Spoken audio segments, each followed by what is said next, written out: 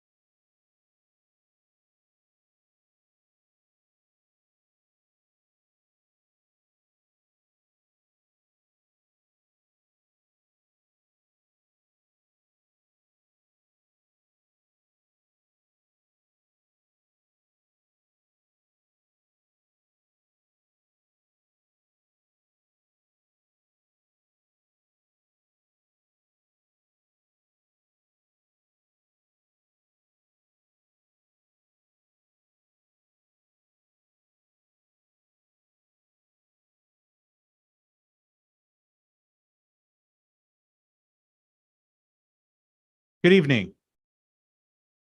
Good evening. I'm John Miko, the Executive Director of the Union Legacy Foundation. It's my great honor and privilege to welcome you to tonight's Public Affairs program. As you all know, the Legacy Foundation is the charity of the Union League of Philadelphia, and we're in the last 30 days of our year, our programming year, and our fiscal year. And we only exist through your contributions. We exist because of the voluntary contributions of our members and others who share our values and want us to continue to do our great work, whether it's civics, education, scholarships, lectures, publications, the care of this great collection that we are charged with. So please, if you haven't made your gift yet this year, I hope you can make one by the end of our fiscal year, June 30th. If you're not sure how to do that, ask me or one of our staff, Kristen Moran, our Director of Development, Kira, or anybody. We can help you, and you can make a difference. So thank you. Few housekeeping pieces. One, please take a moment to silence your cell phones. The program will run about an hour, and we'll hopefully have 10 or 15 minutes at the end of the program for some questions. Please use the note cards for questions. Staff will come around and pick them up during the course of the program. So tonight is the second time we've had this program. It was 14 months ago that our three distinguished scholars that we have with us again tonight participated in a program on the same subject. I'm thrilled that they're able to come back. I'm not thrilled that we are talking about the same subject. There are three speakers: Rollie Flynn, Victoria Coates, and Ed Turzanski. Rollie Flynn is the president of the Foreign Policy Research Institute. Based in Philadelphia, FPRI is dedicated to producing the highest quality scholarship and nonpartisan policy analysis focused on crucial foreign policy and national security challenges facing the United States. A 30-year veteran of the CIA, Ms. Flynn held senior executive positions, including director of the CIA's Leadership Academy, Director of the Office of Foreign Intelligence Relationships, Executive Director of the CIA Counterterrorism Center, and the Chief of Station in major posts in Southeast Asia and Latin America. Victoria Coates is a Senior Research Fellow for International Affairs and National Security in the Margaret Thatcher Center for Freedom at the Heritage Foundation. She served as the Deputy National Security Advisor for the Middle East and North Africa on the National Security Council staff and the Senior Policy Advisor to the Secretary of Energy in the Trump administration. She routinely appears on TV and radio outlets such as Fox News and CNN, and her writing has appeared in Bloomberg, Fox News, the Jerusalem Post, New York Post, Wall Street Journal, National Review, among others. Edward Turzanski is a life member of the Association of Former Intelligence Officers and served with the U.S. intelligence community during the Reagan and Bush administrations, with postings in the Middle East, Central Asia, and Eastern Europe. After 9/11, he served on several Homeland Security-related task forces and was a university professor of history and political science in several universities. He was the first ever Templeton Scholar of FPRI. His commentary on national security and intelligence matters has been heard on more than 4 national and global outlets, including the BBC World Service, Fox News, and ABC Network in Australia. And Mr. Turzanski, of course, has been a leader at the Union League for many years and is currently serving as a trustee of the Union League Legacy Foundation. Ladies and gentlemen, please welcome Victoria, Rollie, and Ed.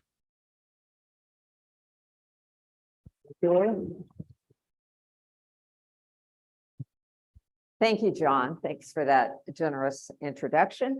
And it's great to be back here with Victoria and Ed, although not great that we're still immersed in this conflict. As John pointed out, we were here 14 months ago talking about the same issue. Because I just go off. Okay. Oh, you're back. Does not appear to be any clear winner. So I'm going to ask, let me start with Victoria. What should we be focusing on right now as we try to figure out what's and where we're going in this conflict? Well, thanks, Rollie, and it's great to be with you, John. Thank you, everyone at the League, for welcoming us back, because I think we were probably pretty wrong in our predictions last year. So we're grateful that you're willing to come listen to us again. I think, the problem that we're confronting here is that we had a basic intelligence failure at the beginning of the war, which was that it would be quick. The Russians would prevail, we would be arming an insurgency, and we never came back from that. And there's never been, from the Biden administration, which is the single largest donor to the effort in Ukraine, an explanation of how we can win this thing. So the fact that we're back here 14 months later, and what the administration is floating in the Washington Post over the last 2 weeks is that we're going to use the Korean Peninsula as the model for the resolution for this thing, which is not a great model from my perspective. I'm a little concerned. I mean, South Korea, wonderful, great ally, but then there's something else on that peninsula that I'd rather not recreate. So I think the problem we face here is, fatigue from everyone, including the Europeans, including the Ukrainians, including the Americans. One assumes the Russians, but no real prospect of a resolution, and the terrifying prospect that we'll be back here next year. Yes, and it's great to be with you ladies and you ladies and gentlemen. I'm going to build on what Victoria said, and I'll quote an aphorism everyone probably well knows. History doesn't repeat itself identically, but it does rhyme, okay? And there's a lot of rhyming to this history. Victoria's a little hard on herself and us in saying we didn't get everything right. We didn't get anything right. We actually got a lot right the last time we were speaking here. We thought this was going to be a protracted struggle. We did not think this was going to be anything quick, and it hasn't been. And think back to the Civil War, where people gladly marched off because they thought it was going to be something quick and glorious.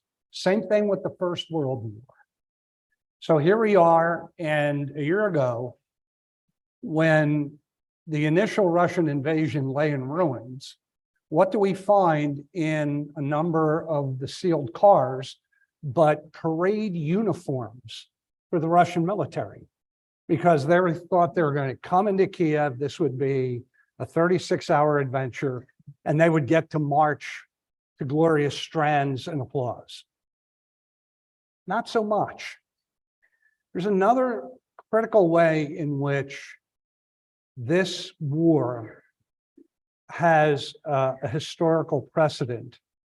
And I think it's something that we need to keep in mind as we're looking at what's happening today. If you go back to the Spanish Civil War, 1936 to 39, 500,000 people died. And as importantly, those people were killed by new weapons and new tactics of warfare. Things that were so horrible, they had not been conceived prior to that, certainly not experienced. Picasso's Guernica, right? It comes because of the aerial bombardment by the Luftwaffe. What you're seeing in Ukraine today is a lab experiment for different means of warfare that have resided either in a laboratory or on a testing ground. And now everyone is taking copious notes of what worked, what didn't work, what should we have done differently. Victoria says that the administration does not have a plan for the end of the war. I take it a step further. I don't think they, and I think very few, other than the Russians and the Ukrainians who have some very firm notions about this, but they're probably wrong because reality is going to get in the way. But I don't think anyone has defined what does the end look like. And until you define what that end looks like, I think it's very hard to articulate and put in place a policy that's going to help you get there. You need to have an idea of what we're solving for. What's the X? Where do we need to be at the end? Thanks, Ed. I want to get back to where we want to be at the end. But before I do, I want to bring up Vladimir Putin. Do you see him surviving this fiasco?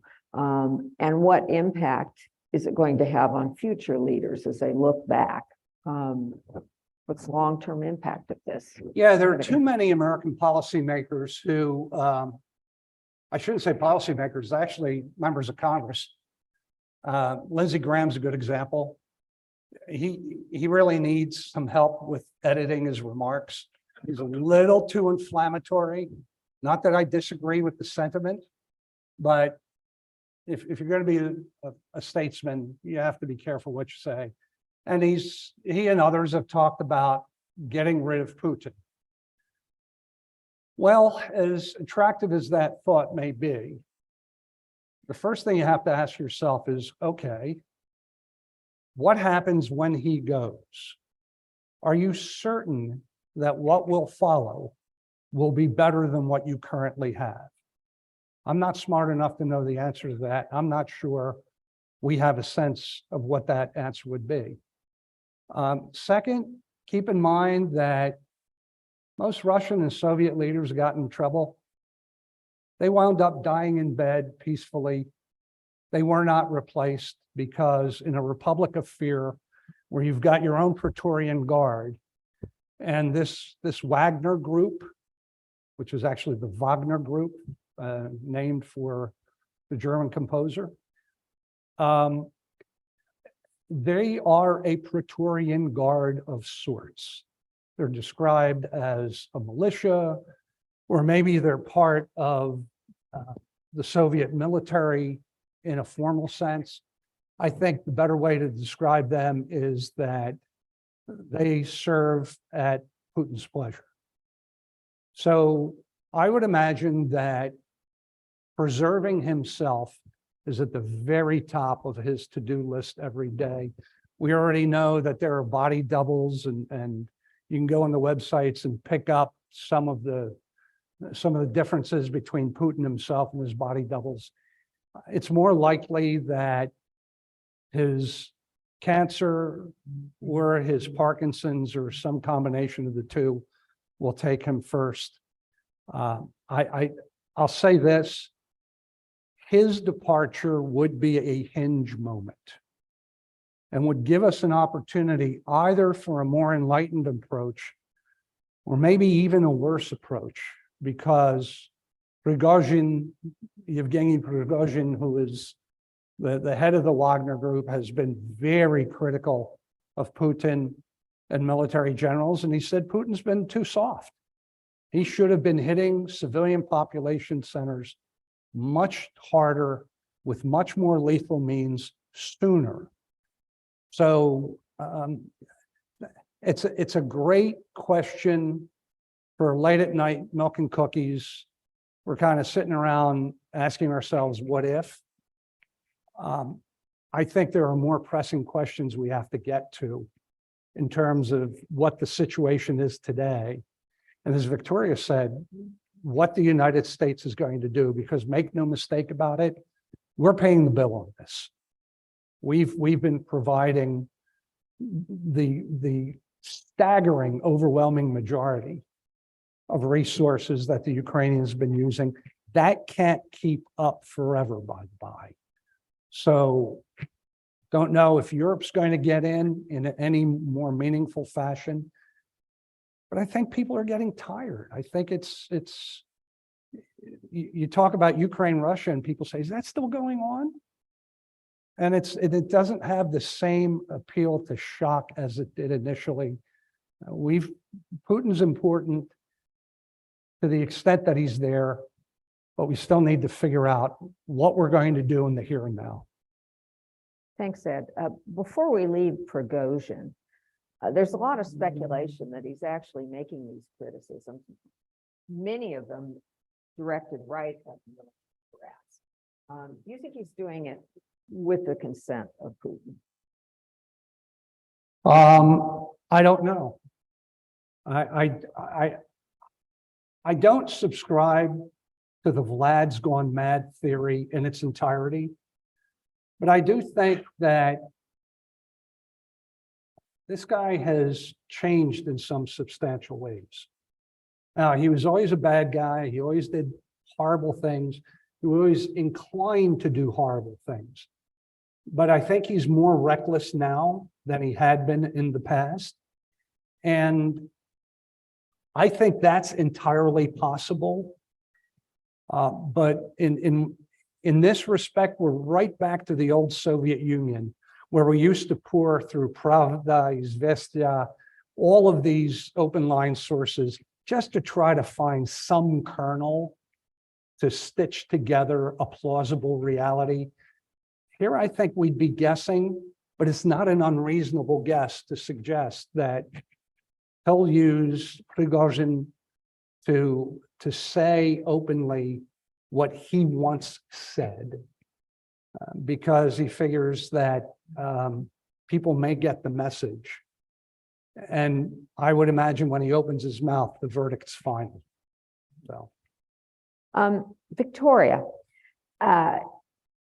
we talked a little bit earlier about the American response, but I'd like you to go into that a little greater depth in terms of we anticipated a much shorter engagement, and it looks like we didn't really plan to be in and really go in to win this fight. And a couple questions about that.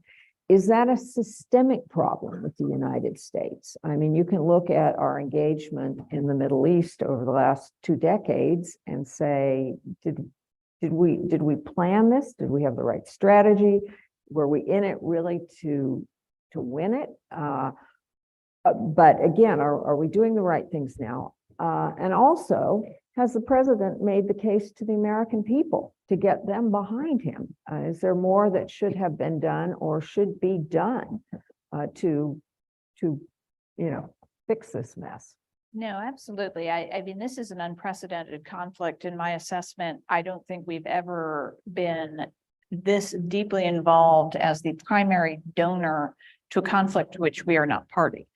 And there seems to be a very clear belief that the United States should not enter the war. When we occasionally get leaks that there are folks on the ground in Kiev, everyone is rightly very concerned that that drift could occur. But at this point, our role as defined by the president is as the lead donor of both military and direct economic support to Ukraine. And there are a couple of problems with that. We are at now $114 billion by last count. It's very hard to get hard numbers out of the administration, not only about what we've given, but what our NATO allies have given.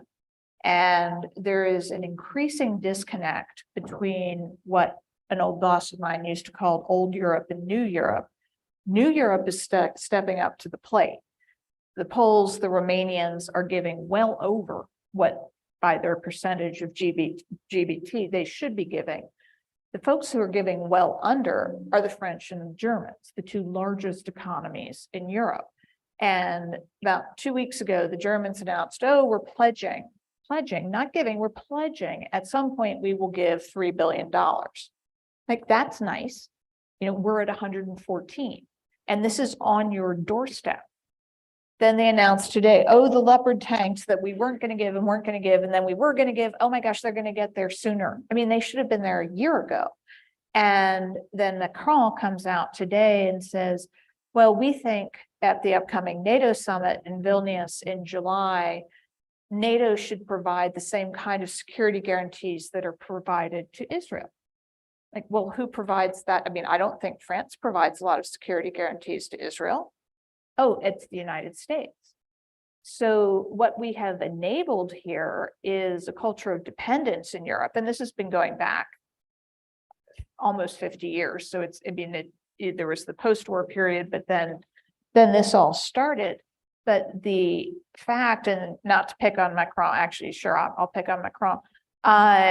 He could come to the White House in December and claim that we're going to be brothers in arms on Ukraine. And then he's going to go to Beijing and say, well, if you go into Taiwan, the Americans are on their own. I don't think that really works for me. If you expect the United States to be lead on Taiwan and on Ukraine, which is, after all, a European war, we have a problem. And the President Biden has not been forceful about this with either the Germans or the French. He's been extremely accommodating of them in a lot of ways. And I think that is really the problem the American taxpayer has. It's not that we want Putin to succeed. It's not that we want to abandon Ukraine, but it's why are we in for 114 and they're in for 10 when these are enormous economies and the war is on their doorstep. So, there are a bunch of things to unpack there, Rollie, about what a strategy might look like. But I think that's really the fundamental problem that's troubling Congress right now. Let's go back to that question about how is this going to end? How do you see it, unfolding over the next 6 months to a year?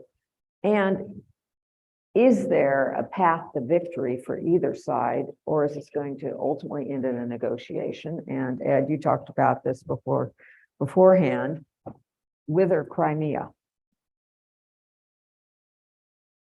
Excuse me. I'll ask you. Okay. And Victoria can jump in. So I think this has been a brutal war of attrition, and it's likely to continue that way, absent some dramatic thing happening like Putin leaving the scene, or the terrible, though I think unlikely, use of nuclear weapons on the part of the Russians. There's been a lot.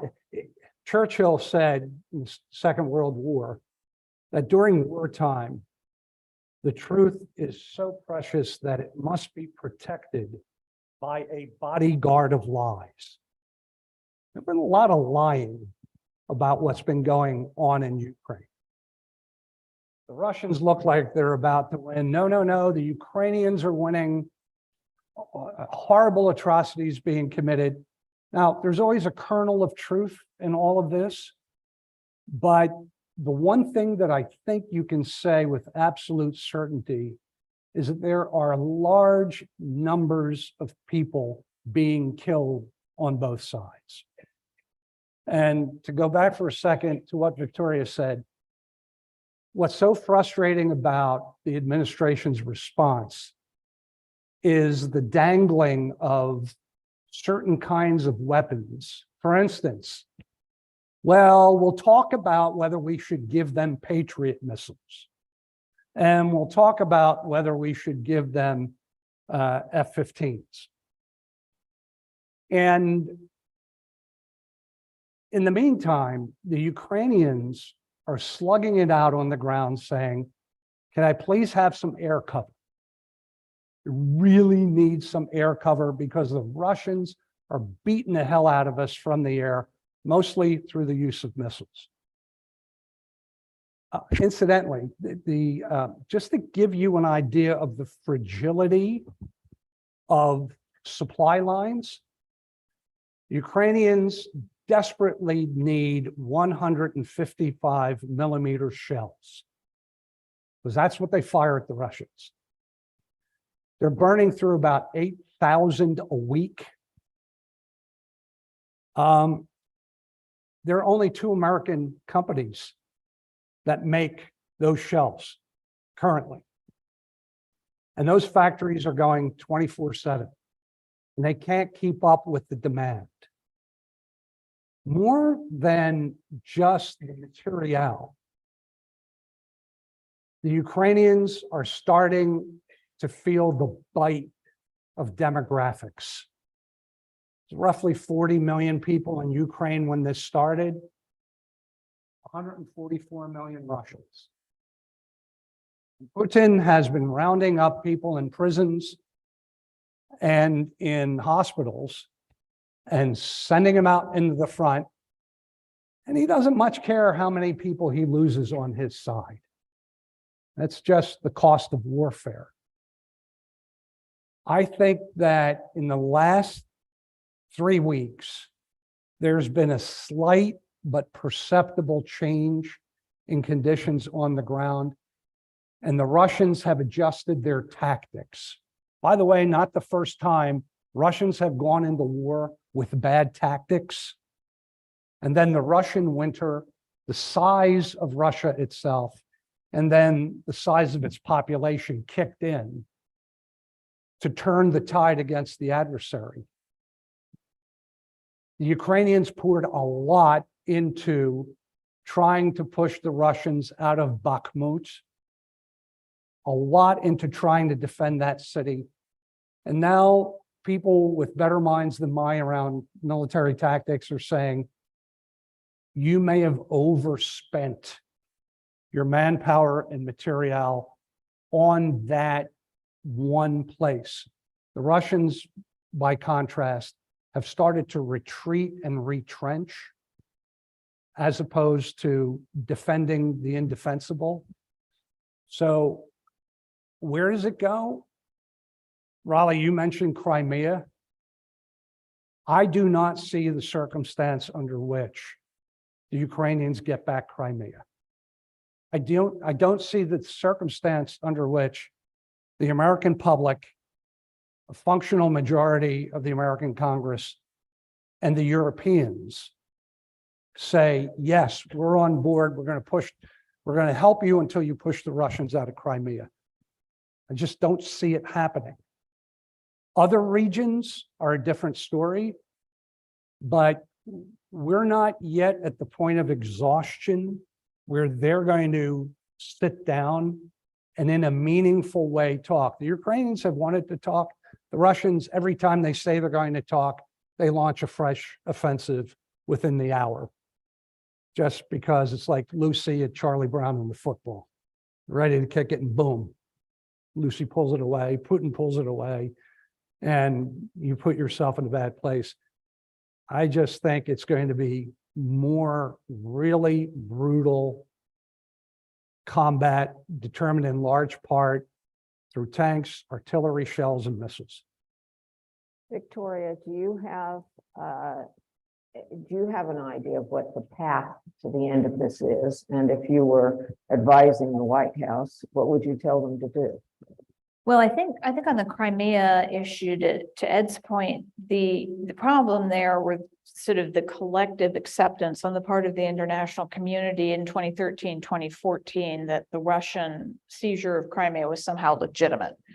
There was primarily because at that point, the proposition that Russia was the energy supplier of choice on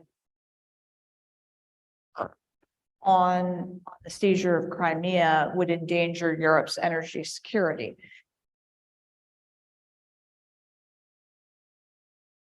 Germans and the French and those who were benefiting from the Russian energy exports accepted it, and it became, a de facto international reality. That, in hindsight, was a horrible mistake because it emboldened Putin. But we can't go back and change that mistake. So I would suggest, as we're looking at this problem set, we disaggregate Crimea for the time being. It would be great if Ukraine could get it back at some point, because I really think Russia has abdicated any legitimate claims it might have had, to that territory through its actions over the last, 10 years, but certainly over the last 15 months. So if you can take Crimea off the table, I think you could start to conceive of a negotiation framework. But the most important thing, and this has never been articulated by the administration, is that we have to impress upon the Russians that they've lost, and that this was an incredibly costly, destructive adventure on Putin's part that's been enormously damaging to the Federation. Because otherwise, we may be here having the same conversation next year, but what I really don't want to do is be here in 5 years, because God forbid they've taken a bite out of Poland or out of one of the Baltics, which would be a NATO triggering episode. And that's a different topic that I know we'll get into. There have been some sort of alarming attempts to make NATO into a messaging device rather than a strategic alliance, which I find very troubling. But if we can get into a more kind of practical mindset about this, there is probably a path, but just it hasn't been articulated in any kind of clear and meaningful way. Yeah, thanks. Let's open the aperture a little bit and look at first Europe and what the impact of this conflict has been on Europe, of the security architecture of Europe, NATO expansion. Ed, you want to tackle that? Well, Victoria spoke about New Europe, Old Europe. And New Europe are those states of Central and Eastern Europe that were liberated as a result of the collapse of the Soviet Union.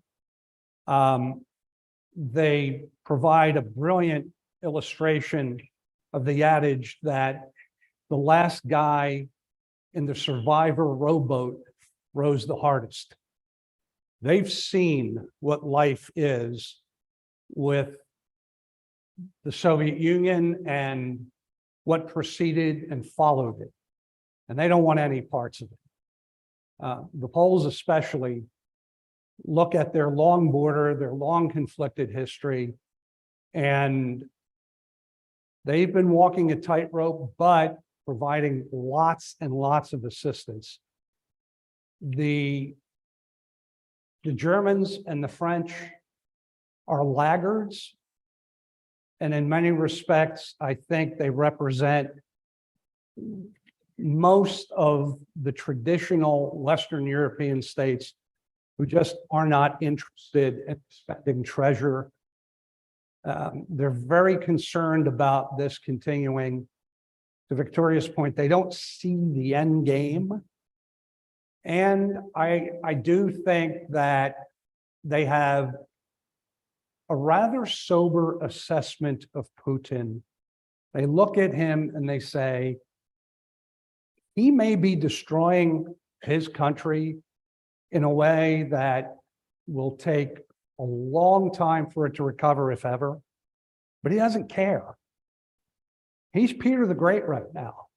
That this is, he looks back in the glorious echoes of Russian history. He sees himself on a mission. It has to do with the Russians as sort of the leaders of Pan-Slavism. And I think the rationale behind NATO, which had been under very severe challenge, simply because we were paying the bills and our other allies were not. I think that challenge only grows the longer this goes on, because it calls for a response, and the response on the part of larger players like the British and the French has been embarrassingly tepid. By the way, Putin has also gotten some formally independent, neutral-minded states to say, sign me up for NATO. So the rule of thumb is, if you have a border that you share with Russia, you don't need to be persuaded. He's a very bad man, and if you don't stop him in Ukraine, he may decide to play in your neighborhood next. They're not willing, I think, to take a back seat to that, but it does call for a coordinated plan of action in which material, methods, tactics, and goals are knit together. They're understandable, and you've brought along the American public and the publics of those nations who are going to put themselves in harm's way by pushing back against the Russians. You know, American presidents fail when they do not explain to the American public what is at stake. But when an American president explains to the American public how this affects American security, and I'm talking in detail, not in platitudes. When that happens, generally the public goes along for the ride. But keep in mind, I'll quote Yogi Berra, it's getting late awfully early around here. And it's late. A lot has happened, and a number of options that we had simply cannot be played. The more you kill people, the more you inflict damage, the harder it is to get each side to say, okay, enough. Let's sit down and talk. And I would just add to that, in terms of NATO, one of the little known things about President Trump's tenure, because he was supposed to have broken all of our relationships with all of our allies, and all the Europeans hated him.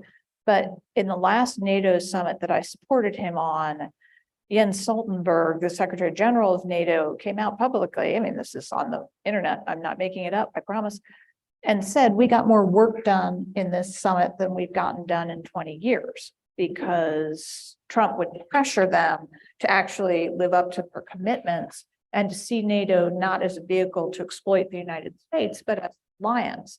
And I think the decisions we face, particularly over the next 6 months, when you have cries from well-meaning friends of mine, right? We have Ukraine into NATO tomorrow. We have immediately. We have a message to Putin. This is unbelievably destructive. The path to NATO membership is a very regimented system by which the country in question meets a series of benchmarks, none of which Ukraine meets right now. So if we put Ukraine into NATO, as has been the desire of European countries at this summit in July, you know, we will basically be putting in a country that not only is in the middle of an armed conflict, which has never happened before for NATO, but also doesn't meet the criteria. So as I said before, this is making NATO into a messaging vehicle, not into a military strategic alliance. Horrible idea. Much better idea, get Sweden and Finland in, who had been non-aligned, for these many years for fear of provoking Russia. I might be a little of an outlier on this, but I don't think Putin gets a veto over who does or does not go into NATO. I think the countries that would prefer not to be under the domination of Russia actually do have that choice. That's not their preordained fate. So Finland and Sweden, highly developed countries, not in a state of conflict, sophisticated militaries, significant economies. I mean, this is exactly what you want in NATO. And if we put the cart before the horse and let Ukraine in before Sweden formally comes in, we are risking one of the most successful alliances in human history, for which I have tremendous value. But we're not handling it right now in the right way. So that's really my concern about it. So let's look a little broader still at the rest of the world. And I think there are a lot of things going on, most people think, that might not have occurred had there not been a Ukraine conflict, or might not have occurred so quickly. Among them, this whole new grouping of what we're seeing to be as non-aligned states who don't want to side with Russia or Ukraine, or with Russia or China or the United States, and are following a different path. These are kind of states in the Middle East, states in Asia, states in Africa, Latin America, some of which were pretty close allies of the United States. Ed, do you want to comment on this? Yeah, India has been buying lots of Russian oil. So remember we heard, oh, it's the Russians, their economy is going to collapse and their oil business is going to dry up because of all these sanctions. Well, guess what? The economy is not doing that badly. And they're selling one hell of a lot of oil, not surprisingly, to China, to others who are on the bad boy list. But India, and India says, look, really sorry about what's happening up there. We need oil. They're selling it, and they're selling it at a pretty good price. And they're getting it to us. So I think we have to be careful against believing that the rest of the world processes the dangers, the threats that this situation poses. And for us, the idea of the Russians winning and then taking a deep breath and deciding, okay, now let's fix this problem we have with the Baltic states. And when we do that, and if NATO doesn't fight us, then maybe we can even go after the Poles, if that's what they have in mind. We may look at it that way. India says that is 1,000,000 miles away, 1,000,000 years away from where we are in our current circumstances. We have to take care of ourselves. And here's the other thing, and I'm going to apologize. I hope I don't offend anyone, and if I do, I apologize in advance. Too many times the United States, this administration especially, and the Obama administration, they would virtue signal. And they'd start giving lectures to foreign countries about what they should be doing. And if your interest is going to be to comment on matters of gender, flying gay pride flags from your embassy, as we did in Afghanistan, how much more of a poke in the eye can it be to Afghanistan? You've got a difficult enough security situation without flying a gay pride flag. Now, I'm not commenting on that issue in the American context. I'm talking about Afghanistan. I'm talking about a place that is dangerous, and we have to be smart in terms of how we conduct our foreign policy so that we do not provoke needlessly, we do not put our people in harm's way recklessly. There are too many times we're not thinking in a sober way to consider the national interests of the people we're trying to get to agree with us. But instead, we're handing them a long list of, here are the things that we believe that you should subscribe to. I don't think that's a way to make friends and influence people. Certainly not a way to build alliances. And keep in mind, no such thing as friends or enemies. There are temporary allies or adversaries. Depends on what the situation is, what the issues at stake are. And it would be healthy for us to go back to that thinking as we're looking at non-aligns and trying to predict how they would go and maybe even influence them in some way. I do think India is the critical question here, and to Ed's point, I mean, this is an energy issue. And for India, which is energy vulnerable and an energy importer, the prospect of cheap Russian imports was irresistible.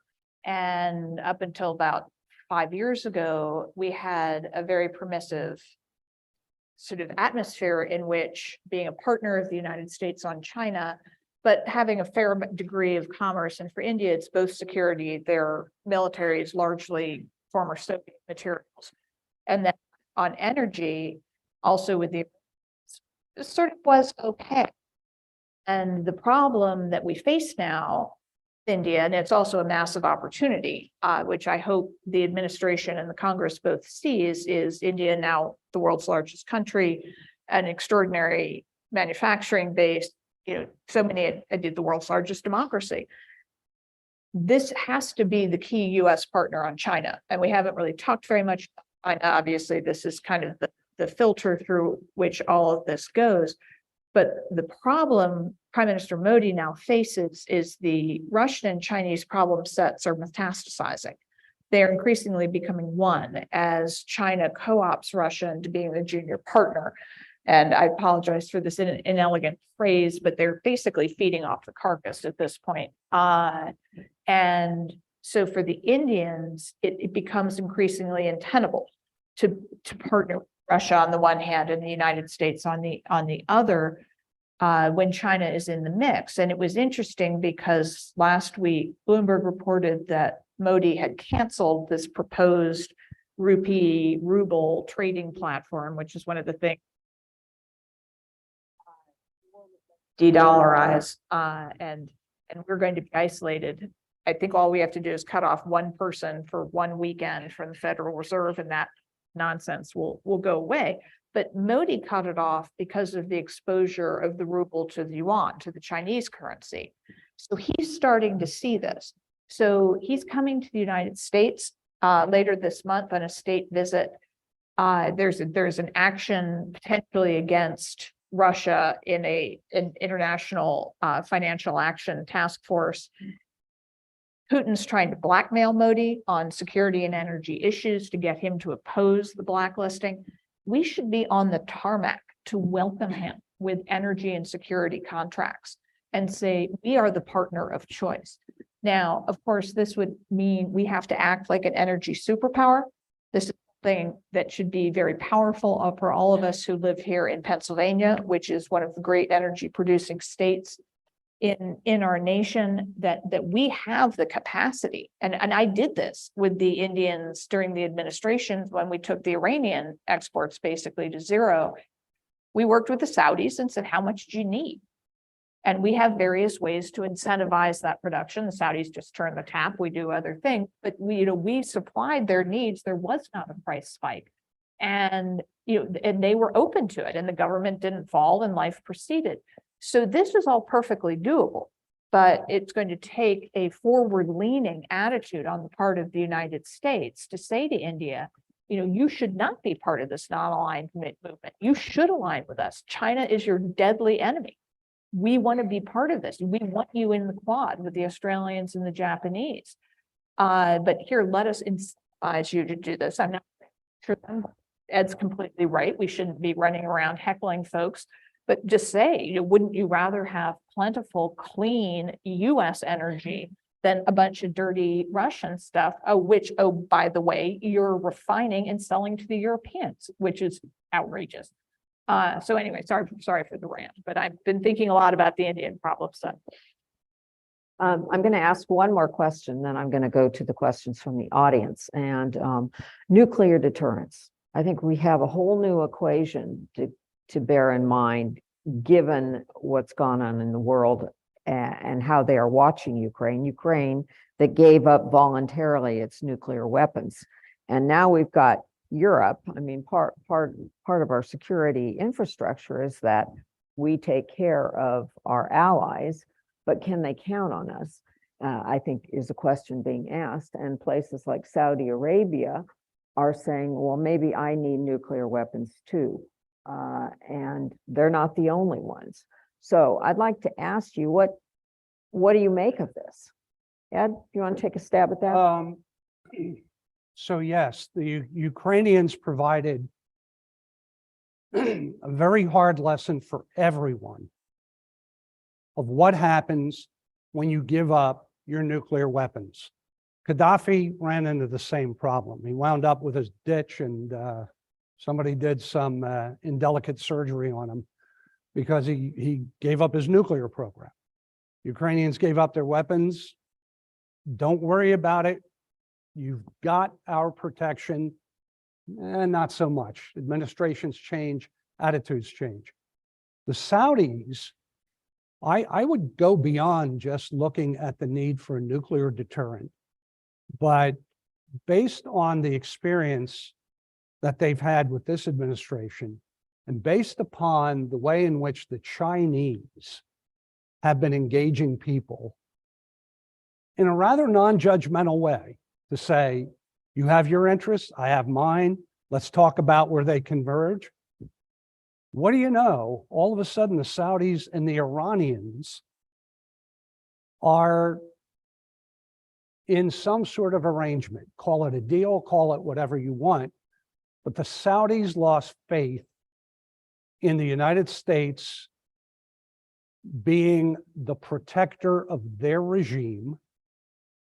And I think that's one of those things most people in the United States simply do not pay attention to. People are going about their daily lives. But in those places around the world where your security is just a hair's breadth away from being removed or from being challenged, these are the things that keep you up at night. And the Saudis, I think, are a prime example of people saying, you cannot trust what the Americans are going to say. And China is only too pleased to step into those circumstances to be the deal maker. We haven't talked much about the Chinese, but I think they are the principal threat to this. That's right. It's going to be, that's the one you got to come back for next year. That's going to be the challenge that is going to consume a generation. But, and one more thing on nuclear, you keep on hearing, gee, you know, Putin might use nuclear weapons. I don't know. I just think that that's the sort of thing, if you're going to be cowed into inaction because Putin might use nuclear weapons, come home. You're never going to do anything. And at some point you have to call BS on it and say, no, he's not going to. If he's had the opportunity many times, I don't see him doing it. But other states getting nuclear weapons because they no longer trust that we will guarantee their security, that's another issue. I think a slightly different, approach to the Gulf. I think the problem there is China is neither capable nor willing to provide the sort of security guarantees the United States has to the Gulf since 1980. And I would say really the smartest thing Jimmy Carter ever did, which is nice little bar, was, in his State of the Union of 1980 to say that the United States would guarantee the free flow of energy in and out of the Persian Gulf because the United States economy fundamentally depended on it. And that is the foundation of our military installations, in Bahrain, in Qatar, and in Saudi Arabia. And it made sense at the time, but that paradigm has shifted. And, at this point, I'm not going to shut down the Strait of Hormuz. I don't particularly want it to be shut down. But as a Pennsylvania, you could argue it's good for business, because then I'm going to have a larger market for my goods. That's a radically different mindset than 1980. And what I was in Riyadh in the fall of 20 when then candidate Biden used the pariah statement in that debate, and it went through the kingdom like a wave. That, how could an American who had been so prominent, a vice president, a senator, use that phrase about the kingdom? Doesn't he understand? Well, clearly he didn't. And he has been forced to understand that over the last 3 years, which is why we retreated to the spectacle of him going hat in hand to Jeddah last year. But there is such a massive opportunity for the United States, because I don't think the Saudis are under any illusions that this deal with the Chinese and the Iranians is worth the paper it's written on. The Iranians don't have a particularly distinguished history of living up to their commitments. So, I think that was a expedient measure to do something on Yemen because we pulled our Patriots out early on in the Biden administration. They need the shooting to stop so they can go about their daily business. But massive opportunity here for leadership and coordination by the United States on energy issues with people who want to be our partners. And, pushing it away, as Ed said, because of an agenda, in this case, the green agenda, that we don't want to be friends with people who deal in fossil fuels, is just a massive self-inflicted wound. So we have audience questions, and we have a lot of them and not a lot of time. So I'm going to rapid fire go through these. Did Ukraine really attack Moscow with drones? Ed?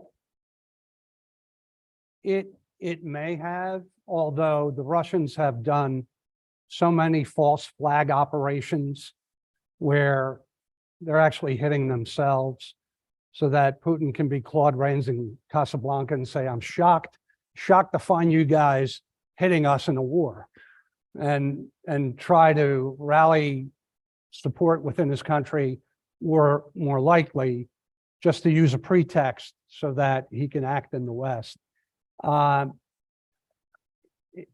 It wasn't to much practical military effect. And the United States has said pretty clearly to the Ukrainians, don't go into Russia, because that may be a road too far for us to follow. Another question. You are critical of the current policy, but what would you do instead? It's very easy to be critical. Victoria, you want to grab that one? It is, and I think that's an excellent question. And I guess the question is, do I have a magic wand? Can I go back in time? Because I think the cardinal sin, and I do believe we talked about this last year, was when the president of the United States went up to Congress on January 15th of 2022 and lobbied against the reimposition of sanctions on Nord Stream 2, essentially becoming the lobbyist of the Russians and the Germans.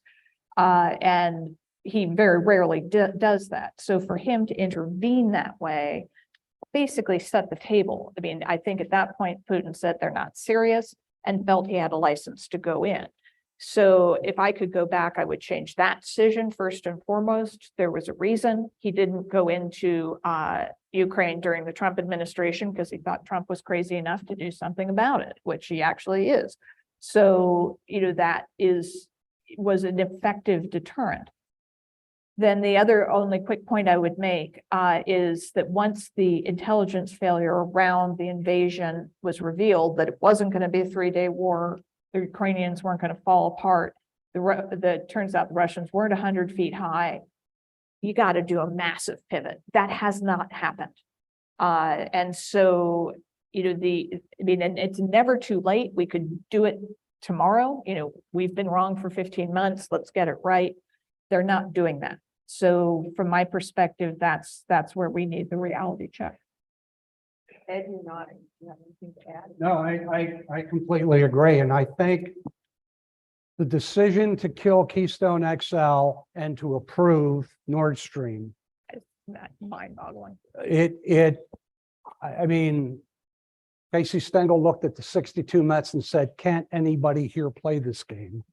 And that's the way you looked at American policy and say, energy is such a critical element of foreign policy. How do you give Putin that advantage and put your own production at such disadvantage? And that's where Bismarck's adage about the United States appears to be adequate. God cares for widows, orphans, drunkards in the United States of America, because it was just stupid. It empowered him. It gave him the green light. Here's our chance to talk about China. What has China learned from all of this? And we might say vis-a-vis Taiwan as well, but not just Taiwan.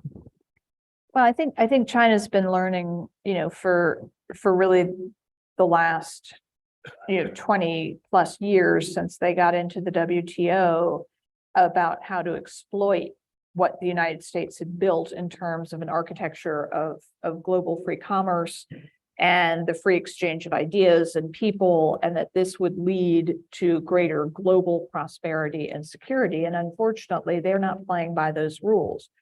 And what they've learned over the last, almost 3 years now is that this administration is not serious. And I would start with Afghanistan.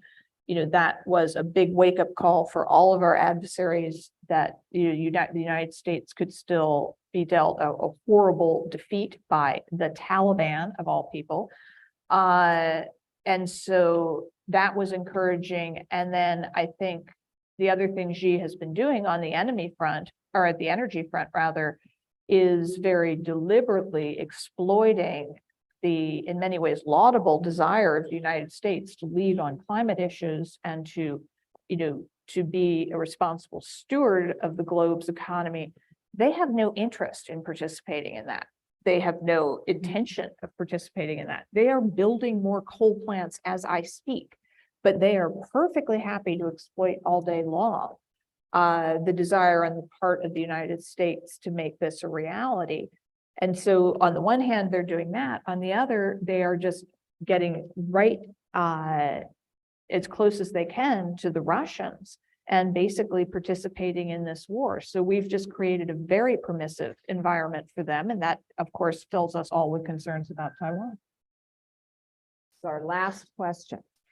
From an economic standpoint, much of the world has been shocked by the USG's weaponization of the US dollar. Not only Russia, but China, India, and many countries are actively pursuing transactions avoiding the US dollar. Could we have inadvertently created the beginning of the end of the US dollar as the global reserve currency? I think it is more likely that through a lack of fiscal discipline, we wind up accomplishing that sad fact. So consider that the debt to GDP ratio in the United States today is 130%. So our debt is 130% of the value of goods and services we produce in a given year. That is staggering. That has not happened since the Second World War. And when people see profligate spending, when they see the outsized influence of bad economic decisions by the United States, no, the dollar is no longer as safe a place for people to entrust their wealth. Although I still think it's going to be a little bit of time before someone else comes along to supplant the dollar.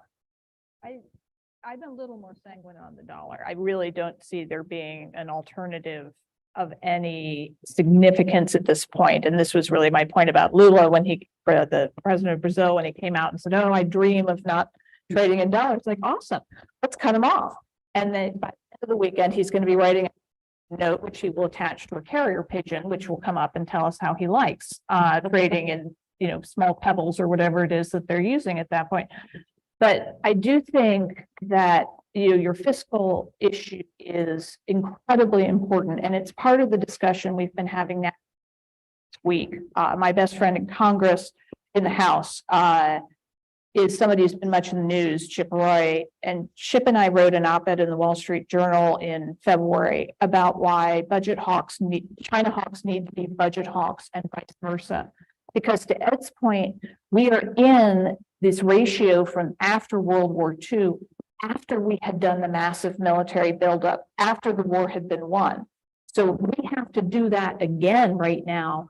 We're starting where we were at the end of the war, and it's just not feasible. And there are non-invasive, not terribly, we can start and keep our fiscal might where it has to be if we're going to fight this fight with China. And it's why I think that